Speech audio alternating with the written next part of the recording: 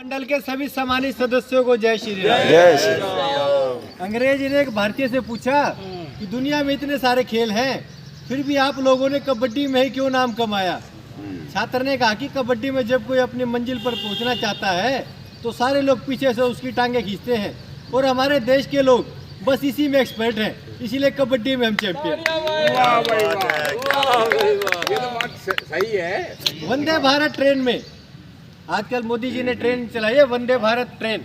Vande Bharat train में 4 साल के बच्चे को टॉयलेट जाना था तो वह अपनी मम्मी को साथ लेकर आया।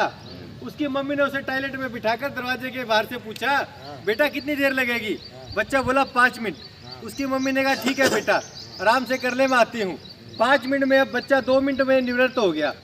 जो बच्चा 5 मिनट का टाइम दिया था, बच्चा 2 मिनट में निवृत्त हो गया और खुद साफ सफाई करके पैंट पहनकर बाहर निकलकर पास में पेंट्री कार की तरफ जाकर ट्रेन की होस्टेस के साथ खेलने लगा। अब हुआ ऐसा कि इसी ट्रेन में हमारे चौहान साहब पदम सिंह चौहान जी, चौहान साहब भी पहली बार सफर कर रहे थे और इनको भी टॉयलेट लगी और उसी टॉयलेट में चले गए। चौहान साहब आराम से हल्के हो रहे थे कि उस बच्चे की मम्मी ने बाहर से खड़खड़ा के पूछा, अरे हो गई हो तो धुलवा कर पैंट पहना दूं। जय सुनते ही चौहान साहब तो गदगद हो गए और इनकी आंखें खुशी से नम हो गई और मन ही मन बुदबुदाए। इसे कहते हैं सर्विस।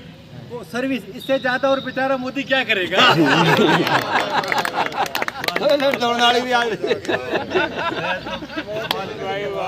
कमाल कर दिया भाई।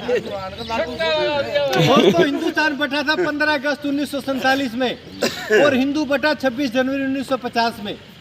दोस्तों हिंदुस्तान बटा था 15 अगस्त 1947 में और हिंदू बटा 26 जनवरी 1950 में। 26 जनवरी 1950 के दिन हिंदुओं को बतलाया गया कि तुम सवर्ण हो, तुम ओबीसी हो, तुम एससी हो, तुम पिछड़ा वर्ग हो, तुम दलित हो, तुम अति पिछड़ा वर्ग हो, तुम आदिवासी हो। जबकि ये सबकी सब हिंदू थे, पर मुसलमानों को बस एक शब्द बताया गया कि तुम सिर्फ अल्पसंख्यक हो।